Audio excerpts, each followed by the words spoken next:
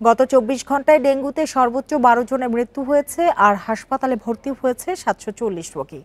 রোববার সংবাদ বিজ্ঞপ্তিতে এসব তথ্য দিয়েছে স্বাস্থ্য অধিদপ্তর। ডেঙ্গুর প্রকোপ আরও বাড়ার শঙ্কা জানিয়ে সবাইকে সতর্ক হওয়ার পরামর্শ দিয়েছেন বিশেষজ্ঞরা। এ নিয়ে আলোচনা করতে রাজধানী লালমাটিয়া থেকে আমাদের সাথে যোগ দিয়েছেন ঢাকা দক্ষিণ সিটি কর্পোরেশনের প্রধান নির্বাহী কর্মকর্তা জহিরুল ইসলাম।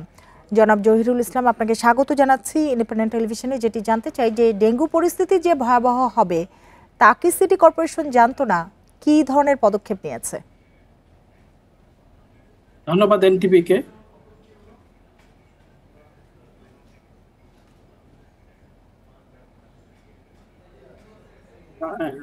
দুঃখিত, ধন্যবাদ ইন্ডিপেন্ডেন্টকে। আমি আমার ঢাকা সিটি কর্পোরেশনের পক্ষ থেকে ইন্ডিপেন্ডেন্ট টেলিভিশনকে ধন্যবাদ জানাচ্ছি। আমাদের ডেঙ্গু পরিস্থিতি, আপনারা জানেন যে আমাদের আগস্ট সেপ্টেম্বর এবং জুলাই আগস্ট সেপ্টেম্বর ৩ মাসে কিন্তু ডেঙ্গু পরিস্থিতি আমাদের অস্বাভাবিক থাকে। এবং বিশেষ করে আমরা যদি লক্ষ্য করি যে আমাদের ৭৫টি যে ওয়ার্ড আছে আমাদের ঢাকা সিটি কর্পোরেশন, দক্ষিণ সিটি কর্পোরেশন আওতায়, সেইগুলোতে আমাদের নিয়মিত আমাদের মশার উপদ্রব কমানোর জন্য আমাদের যে অ্যাডাল্টি সাইটিং হচ্ছে, আমাদের লার্ভি সাইটিং হচ্ছে, পাশাপাশি আমাদের ফগিং কার্যক্রম আছে। এর মধ্যে আমরা যদি হটস্পটের কথা চিন্তা করি তাহলে আমরা দেখতে পাচ্ছি যে আমাদের ড্যামরা এলাকা, আমাদের মুগদা, বাসাবো, মান্দা এবং যাত্রাবাড়ি এলাকাগুলোতে আমরা বেশি নজরদারি রাখছি। কারণ এইখানে এই এলাকাগুলোতে আমাদের জনসংখ্যা আধিক্য বেশি এবং জলাবদ্ধতা, অনেক সময় বৃষ্টি হলে এখানে জলাবদ্ধতা থেকে থাকে। সেই প্রেক্ষিতে আমাদের যে কর্মসূচির অংশ হিসাবে আমাদের ঢাকা দক্ষিণ সিটি কর্পোরেশন ওই এলাকাগুলোতে আমাদের অভিযানটা আমাদের জোরদার করে থাকি। এছাড়াও আপনি যদি আমাদের এই কর্মসূচির কথা বলি তাহলে আমাদের মাসব্যাপী আমরা স্পেশাল এই ডেঙ্গু প্রতিরোধের ক্ষেত্রে আমরা কর্মসূচি গ্রহণ করি।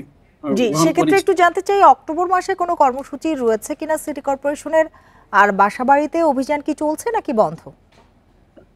অক্টোবর মাসে আমাদের কর্মসূচি নিয়মিতভাবে আমাদের আছে। তারপরে আমাদের বিশেষ অংশগুলোতে, আমাদের ওয়ার্ডগুলোতে আমরা নজরদারি রাখছি এবং সেই ক্ষেত্রে আমাদের নাগরিককে অংশগ্রহণ করে, নাগরিকের সম্পৃক্ত করে আমাদের পরিচ্ছন্নতা কর্মী, আমাদের নগর সিটি কর্পোরেশনের সকল কর্মকর্তাবৃন্দ আমরা একই সাথে আমরা স্পেশাল স্থানগুলোতে আমরা অংশগ্রহণ করে আমরা ডেঙ্গু মোকাবেলা করি। জনগণ যেন সচেতন হয়, ডেঙ্গু যেই কারণে প্রাদুর্ভাব ঘটছে সেই প্রাদুর্ভাবের যে উৎসগুলো আছে সেই উৎসগুলি যেন আমরা চিহ্নিত করে তাদেরকে সচেতনতা আমরা বৃদ্ধি করি। এবং আপনি যদি তথ্য আমরা জানতে চান তাহলে আমরা দেখছি যে ঢাকা দক্ষিণ সিটি কর্পোরেশন আমাদের স্বাস্থ্য অধিদপ্তরের যে তথ্য অনুযায়ী আমরা দেখতে পাচ্ছি যে আমাদের এই মাসে আমাদের ডেঙ্গু রোগীর সংখ্যা হলো ৫০, যারা হাসপাতালে ভর্তি হয়েছে। এবং আরেকটি বিষয় আছে লক্ষ্য করার মতো যে আমরা ডোর টু ডোর কিন্তু আমরা আমাদের অনেকে বলছেন যে রোগী আছে, বাট এই সংখ্যাটি আমাদের কাছে নাই। বাট সেক্ষেত্রে আপনার কাছে জানতে চাই, আপনি যেহেতু তুললেন কথাটা, স্বাস্থ্য অধিদপ্তরের সাথে কিভাবে সমন্বয় করা হচ্ছে, আর ডেঙ্গু রোগীর এই যে সংখ্যা নিয়ে তথ্যগত কোনো বিভ্রান্তি বা সমন্বয়হীনতা রয়েছে কিনা? না, এটি সমন্বয়হীনতা নেই। আমরা আমাদের বিশেষ করে হাসপাতালগুলোতে যারা রোগী আসেন, আমরা স্বাস্থ্য অধিদপ্তর থেকে আমরা এই তথ্যটি নিয়ে থাকি। এবং এই বছর যদি আমি চিন্তা করি তাহলে আমরা দেখতে পাচ্ছি যে আমাদের ঢাকা দক্ষিণ সিটি কর্পোরেশন এলাকায় যারা নাগরিক আছেন তাদের মোট সংখ্যা ৪৪৬ জন তা আক্রান্ত হয়েছেন। এবং যদি এই মাসের কথা বলি তাহলে আমাদের ৫০ জন আমাদের রোগী আছে। আমরা যদি গত বছরের তুলনা করি তাহলে অনেক রোগীর সংখ্যাই আমরা কম দেখতে পেয়েছি।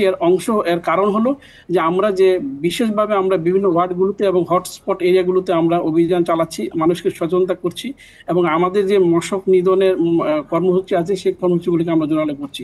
তৎপ্রেক্ষিতে আমরা বুঝতে পেরেছি যে আমাদের এই বছরের ডেঙ্গুর যে আক্রান্ত সংখ্যাটা কিন্তু অনেকাংশে গত বছরের তুলনায় কম। জি, হ্যাঁ, আর একটু জানতে চাই যে এডিস মশা নিয়ন্ত্রণে এবং ডেঙ্গু মোকাবিলায় পুরোপুরি ব্যর্থ সিটি কর্পোরেশন, এটা কি বলা যায়? ডেঙ্গু মোকাবেলায় আমাদের যে কর্মসূচি আছে আমরা অবশ্যই আমাদের নিয়মিত অংশ হিসাবে আমরা কার্যক্রম করছি, নাগরিকদেরকে আমরা সচেতনতা বৃদ্ধি করছি। এটি আমাদের কিন্তু একটি জনসেবার একটি অংশ। সিটি কর্পোরেশন গুলোতে এই ব্যবস্থা সবসময় নিয়ে থাকে। জি, জনাব জহিরুল ইসলাম, আপনাকে অনেক ধন্যবাদ আমাদের সাথে যোগ দেওয়ার জন্য, আমাদের সময় দেওয়ার জন্য।